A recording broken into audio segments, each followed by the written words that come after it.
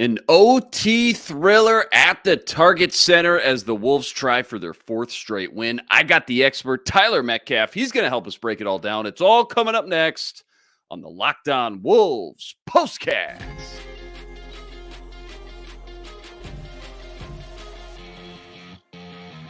You are Locked On Wolves POSTCAST, part of Locked On Minnesota on the Locked On Podcast Network. Your team every day.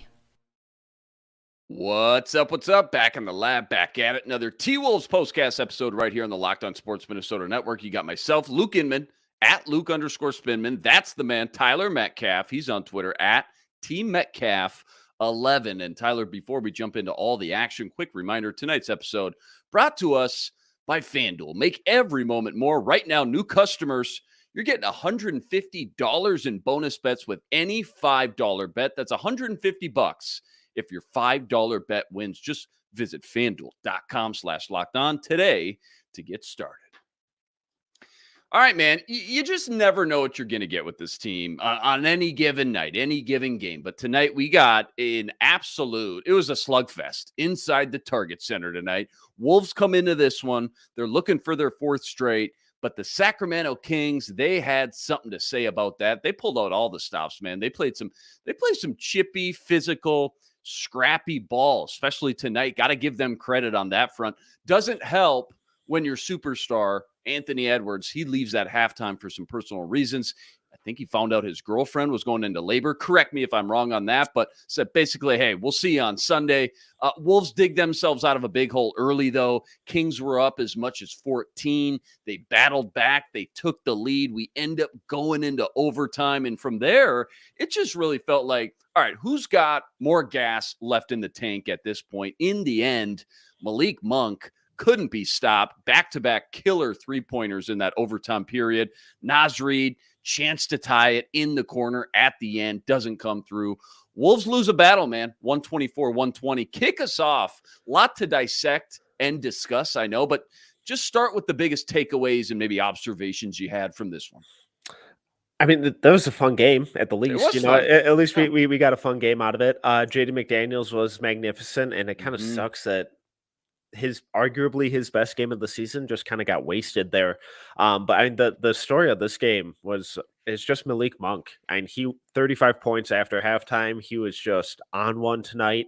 But this was a game that the Wolves could have won a dozen different ways. When both Cat and Naz go 1 of 6 from 3 and you lose by 4, that's brutal. When you get outscored in the fast break points 19-0, that's brutal. Yeah. When you have a severe size advantage and you're playing 3 centers for the bulk or, at least, most of the fourth quarter, and you still get out rebounded on the offensive glass 14-8 and give Sacramento an offensive rebounding rate of almost 31%, that's inexcusable. So they got bullied tonight by the smaller team. I know Rudy still put up big rebounding numbers, but Sabonis was kind of just pushing guys around with ease, a lot of long rebounds. The guards weren't coming back in to collect.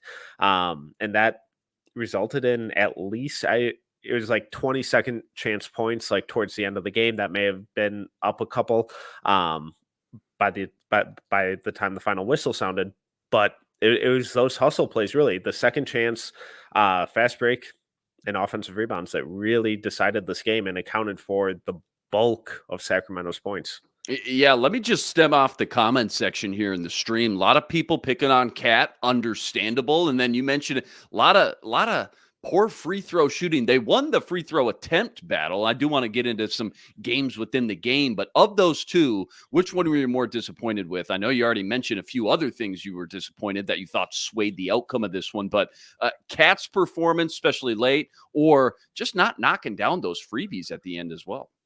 Yeah, and it would have been nice, and it's rare that Mike Conley, who's like a 91% free throw shooter, misses. But I mean, at the same time, Sacramento shot 54% from the line, and they missed 9 free throws in their own right. So it wasn't exactly a sterling performance from either side from the line. But I struggle to pin the game on just those last couple free throws. No, that's fair enough. Talk to me a little bit more about the overtime at the end. Everyone's exhausted. Nothing came easy tonight. You got no Ant. If you're Finch, Cat and Rudy both have 5 fouls. 15 seconds left. Na drives down the lane, kicks it out to Naz Reid. Had a clean look in the corner, couldn't cash in. Just walk us through the ending specifically, what you liked, maybe what you didn't, and then just the overtime period, I guess, as a whole, and just how it swayed the outcome of this one. Yeah, and I loved that play to set up the Yeah. Nas three Clean look. because if Cat's kickback to Nikhil is a little more accurate, maybe he has a look there, but he has a free lane to crash down, collapses the defense, and he makes the right read there. I know college basketball fans and specifically college basketball announcers were rolling in their graves with him not taking a quick two there, but Right. a wide open corner three with Naz Reid, who's a near 40% 3-point shooter. You're going to take that look every time when you're under 10 seconds left in the game, down 3 points. It's the right read. Shot was good, just came up a couple inches short. So I think the process and how they got to that shot to potentially send it to a double overtime was really perfect. I thought everyone executed their role to perfection. Shot just didn't fall, and unfortunately, that happens some nights. Tough physical game, man. Give the Kings credit. They played, again, tough, scrappy ball all night. Even the crowd looked exhausted at the end of this one. How does the game plan change, though, when you're Coach Finch? You hear your number one player, the guy who's put the team on his back the last month and a half, he's dipping out for the night, and you knew already before that even transpired, this game was going to come down to the wire. This game was coming down to the end. Like, what did you notice the most about maybe the Wolves' ability to adjust, to adapt without Anthony Edwards? And I guess as far as like the X's and O's, what stuck out to you maybe the most as far as just how they were able to find some new ways to score points and play good basketball that maybe we haven't seen before? Yeah, and it's always tough whenever you lose someone of Ant's caliber. But it really changes how they run their offense because he's one of the few guys who can just consistently, out of any look, just go get his own shot, whether it's being physical, getting to the rim, stepping back in the mid range, knocking down open threes, whatever it is. He doesn't need a structured offense to get his shot. And once he goes out, they just become easier to defend just because of that. They need a little more structure. Guys can, attack closeouts and rim run and that kind of stuff, but no one can really go isolation consistently and get their own shots. That's where we kind of saw a guy like Keon Ellis make a huge impact with how active his hands were on defense. I mean, he ended up with 4 steals and a block, and a lot of those were those kind of late digs on guys driving and, late shot contests. Because they're just not used to having to create on ball like that. So it just kind of puts people in elevated positions that they haven't been in all year. But these are good reps for a lot of the guys on the team. It led them to running out a lot of lineups that we haven't seen a ton of this year, but more so in sprinklings. We saw a bunch of 2 point guard lineups that really didn't work tonight. I know Finch likes those sometimes, but I think that those lineups are kind of a direct cause of Malik Monk getting into a rhythm real quickly in the third quarter there.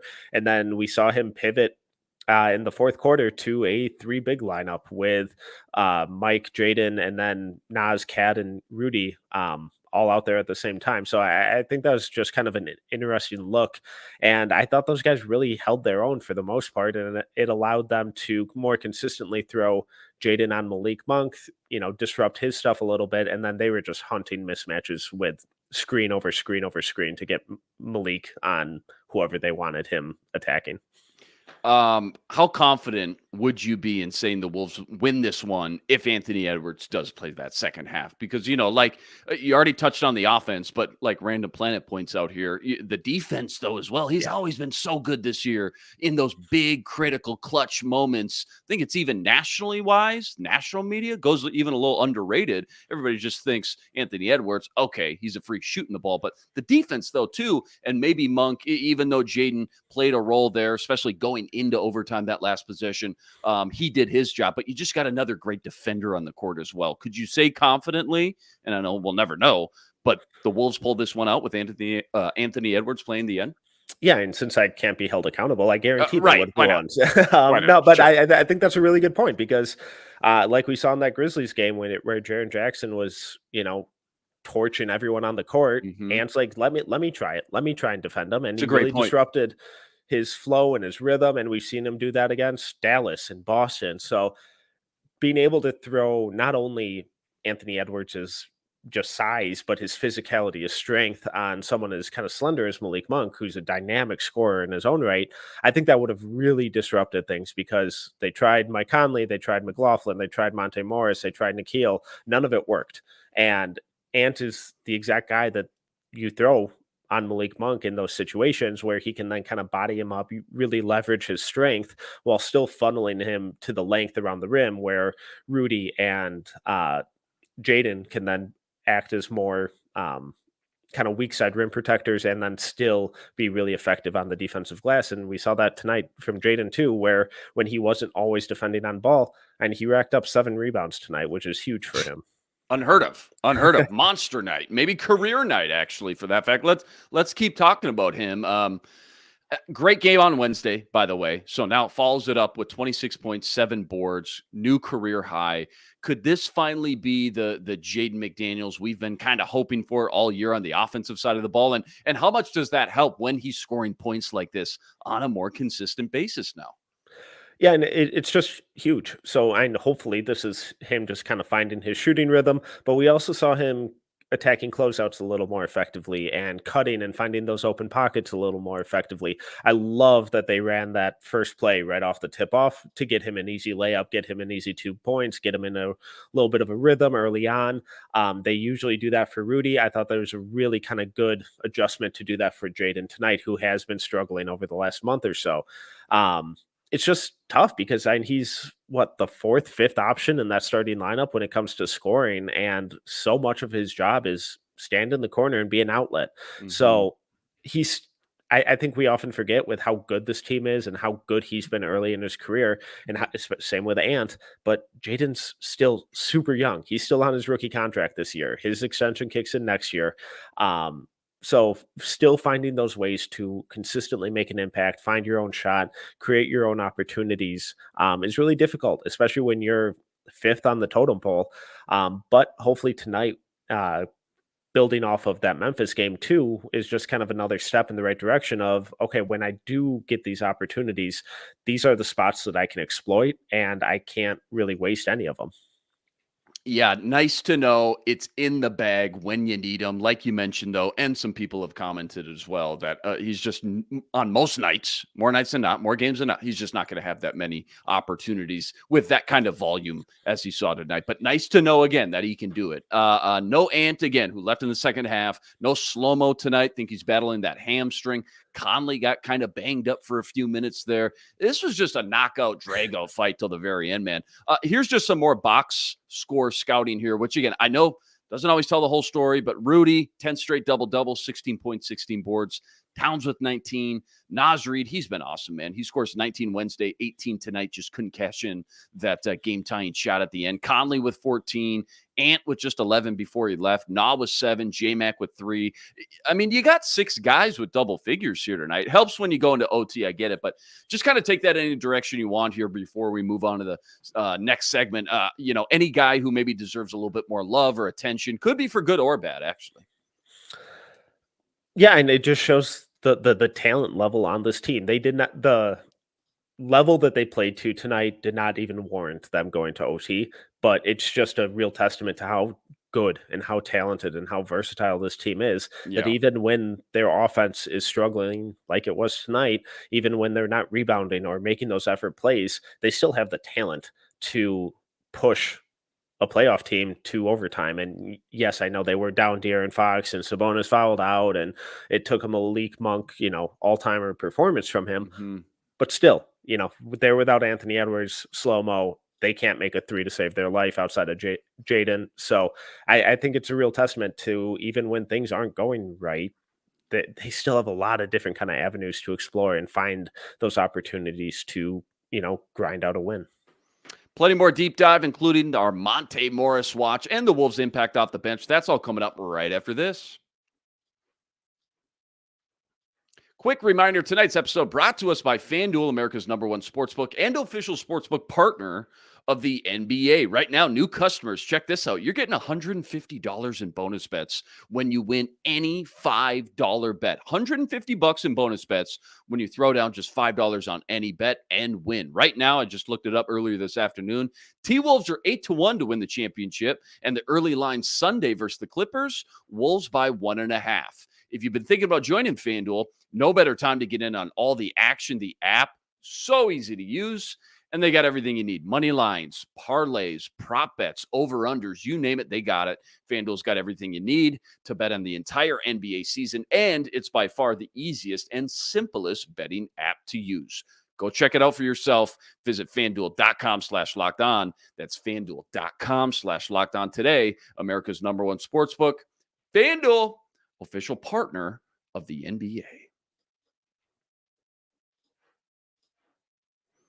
It's kind of a weird game tonight for a couple different reasons. Just some things you don't see a lot. Again, 6 players in double figures for the Wolves tonight. That's great. Nothing came easy though. All game, all 5 quarters, and all the miscellaneous stats too. They all went Sacramento's way. You mentioned a couple of them. The fast break points. What was it? 19-0. Kings had the edge in points off turnovers. Kings had the edge in points in the paint. Second chance points. Free throws did go to Minnesota as far as attempts, 32-20, I believe, pretty close to that if I'm wrong. But what facet of the game, when you hear all those kind of miscellaneous stats, do you think swayed the outcome the most when you think about those team stats? What do you think? And it's got to be the second chance points. I would think, yeah. Just when you give an offense that's as dynamic and prolific as Sacramento's can be, when you give them second opportunities, when you have multiple 7-footers on the floor for most of the game, it's just inexcusable. You can't do it. They're too good. They have too many good shooters. They have too many good interior finishers to consistently give them opportunities to exploit your defense. And it's tough to defend possession after possession after possession when you get a good contest in and your teammates don't secure the rebound. So I think that one's a real just kind of drainer of momentum, of enthusiasm, of effort. And it's also a testament to just kind of getting outworked and outbullied in the post, which is a real bummer because they secure, if they don't give up 14 offensive rebounds, I think they win this game pretty easily, even if everything else goes the way it did. They didn't turn the ball over a ton tonight, but when they did, it was typically a live ball turnover that immediately led to points in transition. They've turned the ball over a ton this year. It's really just that offensive rebounding category. If they rebounded the way they have been for most of the year, this game is probably they're winning it in regulation. Yeah, for sure. Uncharacteristic for sure. And even with the loss tonight, I mean, bottom line, we always come on here, we dissect each and every game one by one in a vacuum, but your Minnesota Timberwolves, they're still, 24 games now, I guess, over 500, which is still, even after all the success, kind of hard to comprehend as a Minnesota sports fan. Talk to me about this team this year in the big picture, I guess. Are they truly one of the best teams in the NBA? Do they have what it takes, in your eyes, to hoist a championship trophy when this is all said and done? Yeah, of course. And we got 20-ish games left, and they're the 1 seed. Yeah, I 100% believe in them being real contenders. I know there are going to be questions about the offense until the season's over and going into next year, regardless of what happens. But this is the best defense in the league by a wide margin. It was coming into tonight, it was nearly 3-point differential, which is one of the largest differences between first and second in I don't have the exact years, but it's like the last 7 or 8 years. So they're not just the best defense in the league. They are by a wide margin, and they have been all season. And that's the kind of thing that travels, especially in the playoffs, when things get gross and slow down and transition becomes less frequent and more possessions skew towards the half-court offense.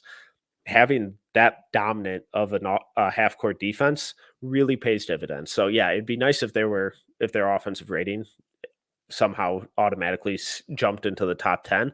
It's not going to happen. It's going to be a clunky offense all year. But when you have a dynamic shot creator and shot maker like Anthony Edwards, like they didn't have tonight, he can really cover up a lot of warts. I know he's young, but having that solidified identity of being the Mm-hmm. best defense, especially in the half court, Mm-hmm. is just a huge advantage. My new favorite bit, the Monte Morris watch. Still a small sample size, I know. Haven't really got your 2 cents on him quite yet. How's he fitting into the equation from what you've seen? I think he's an interesting fit. I like him more as a backup. I know Finch kind of keeps running him out there with Conley a lot. Mm-hmm. So it'll be interesting to see as we get a bigger sample how real or how effective those lineups actually are. Tonight it didn't work, but whatever. It's a one night sample. Yeah. His shot is kind of slowly coming back to him. Having another outlet in the corner is really nice, and he just doesn't make mistakes. I don't believe he's turned the ball over once since he's been here. Moves the ball, smart passer. We saw him be a little pesky and disrupt stuff on defense tonight, forcing at least one turnover. I think it was on that Keegan Murray post up. So I think he's slowly starting to find his groove, starting to get back into playing shape because he did miss 90% of the season because of injury. So I think he's going to be a good fit a month from now. I think, 3-4 weeks from today, it's going to look a lot different than it did tonight and the previous couple games. Yeah, well said. Here's a fun stat. Wolves have held the lead in games for 76.5% of the time this season. So that's the equivalent of, over 3 full quarters per game, every game, the entire year. That's good for third highest in the NBA. I guess when you hear a stat like that, what does it tell you about that team? And what does it tell you about how they're winning games as well? Yeah, it just kind of tells me that they're controlling Mm-hmm. stuff and they're not having to battle back all the time and they're not giving up these massive leads. And Big even when they swings throughout the yes, game as much. Yeah. Mm-hmm. exactly. So Mm-hmm. like even when they are down, it's rarely not by a ton. They're rarely getting blown out, and if they are, it's kind of slow starts like we saw these last two games, and then they build their way back into it. It's kind of just a sign of maturity in a team that knows who they are and isn't panicking when they get down. I know we have some games where they turn into hero ball, like that Milwaukee game, which got gross real quick. But for the most part this season, there hasn't really been that panic when they've gotten hit in the face. They've just kind of taken it and then started throwing body blows of their own to build back or to chip away at that deficit and then eventually expand their own lead. So I'm just thinking about the last 3-4 games now here. We saw one game without Rudy. That was a few days ago. Then we got one game without Cat the next game. Tonight it's no Ant for the second half and overtime. What's the biggest thing that's kind of stuck out to you in any of those games? And maybe something that you learned about the team when they're missing, a big key vital piece to the puzzle? Because I asked Jack this, and I've asked Sam as well. I guess I'm just curious because I want to know, God forbid, knock on wood, if somebody big did go down here before the playoffs, how much of a chance do the Wolves still have? Yeah, and when we talk about title hopes, it probably Obviously minimal. diminishes it quite a bit, But of course. Yeah. But like you said, there's always someone there to step up. Like Ant was gone for the final half of tonight's game. Jaden stepped up and had the best game of his career. When Cat's out or goes down, not same with Gobert. Naz Mhm. Reid is right there to kind of fill in their shoes and provide a little different flavor of scoring and passing and just even defense with how much he's improved on the perimeter this year. So even you look at a guy like Kyle Anderson and then Nickeil Alexander-Walker, there's just talent throughout this rotation, and Finch typically only plays 8-9 guys.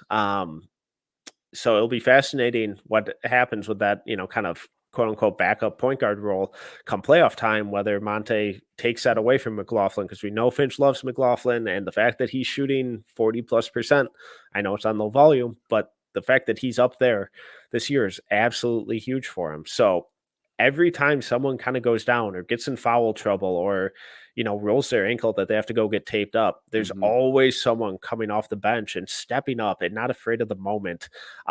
So they're not only just playing their role, they're elevating their play and their effectiveness to a level that is good enough to be at least a facsimile for a short period for whoever they're replacing.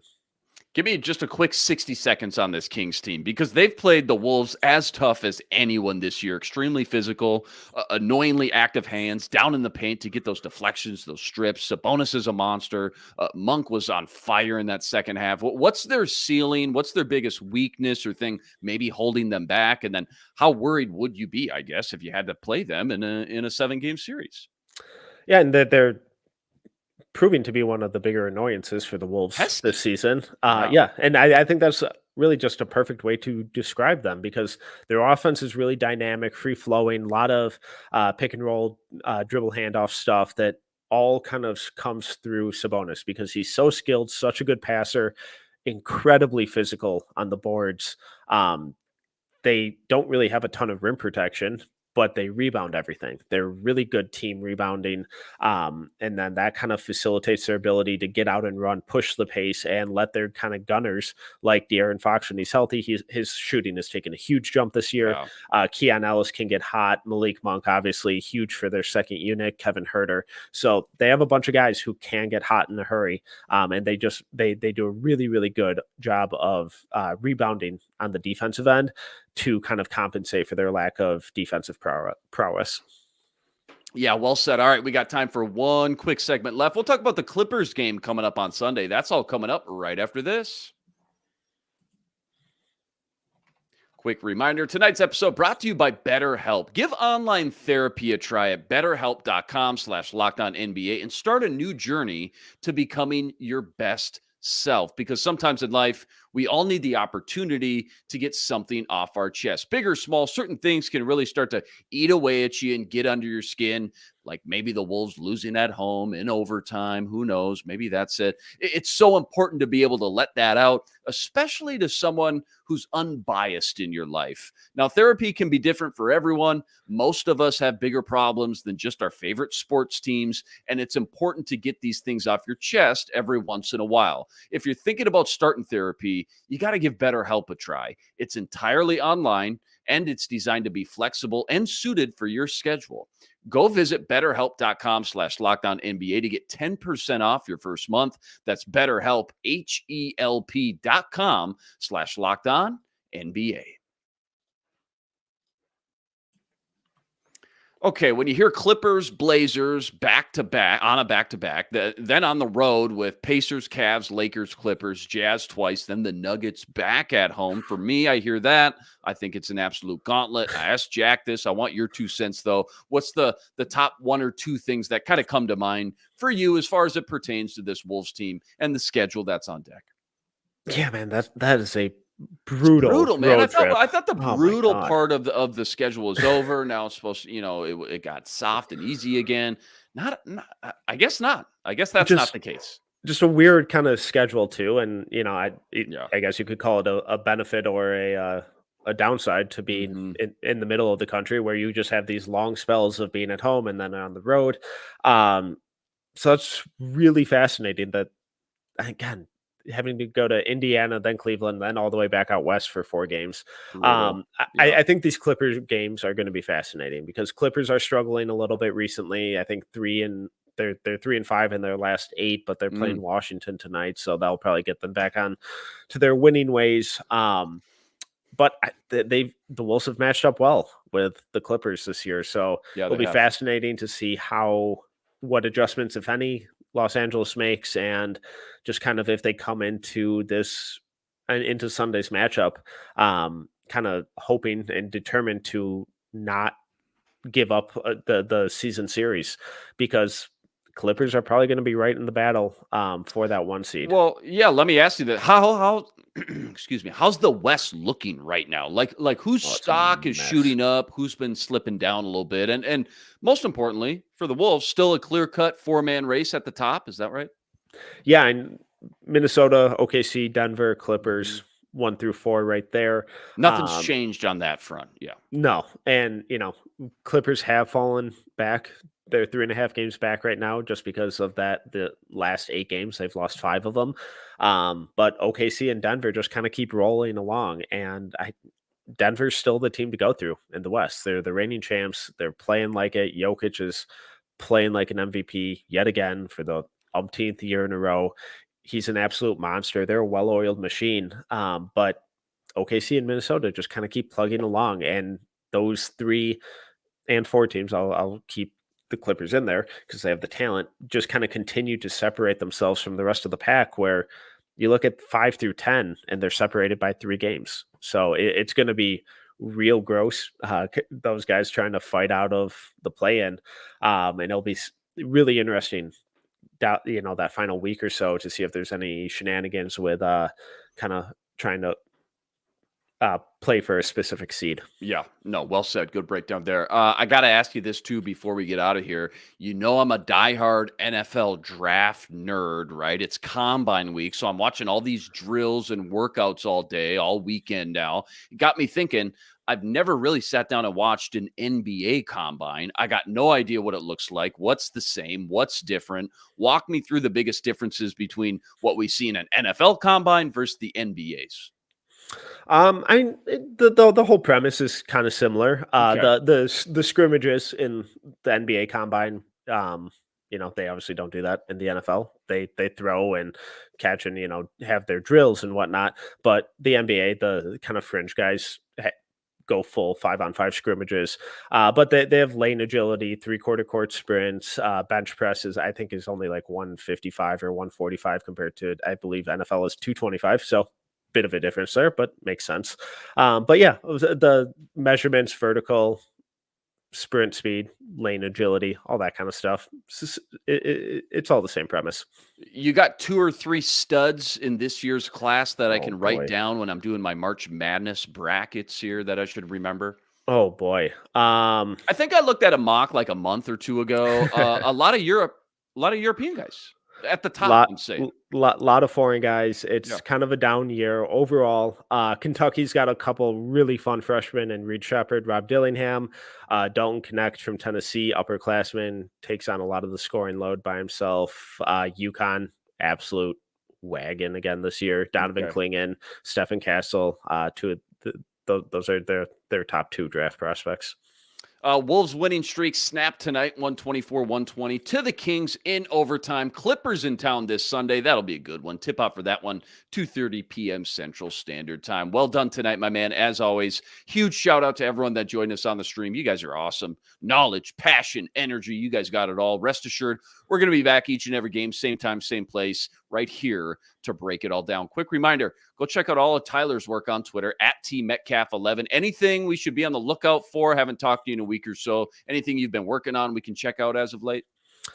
Just draft stuff 5 days a week over at NoCeilingsNBA.com, and just Canis Hoopus team continues to put out incredible work every day over at CanisHoopus.com. Yeah, they're absolutely killing it. Make sure you go check that out. And quick reminder, make sure you check out the entire crew on the Minnesota basketball party. That's each and every Wednesday. You got our guy Sam Ekstrom hosting, Gophers legend Ron Johnson, Kara Levins, Reggie Wilson, our guy Jack Borman, plus Ben Beacon, always ripping it up over on the Locked On Wolves podcast each and every day as well. That'll do it for us tonight. He's Tyler Metcalf. I'm Luke Inman on Twitter at Luke_Spinman. Until next time, signing out.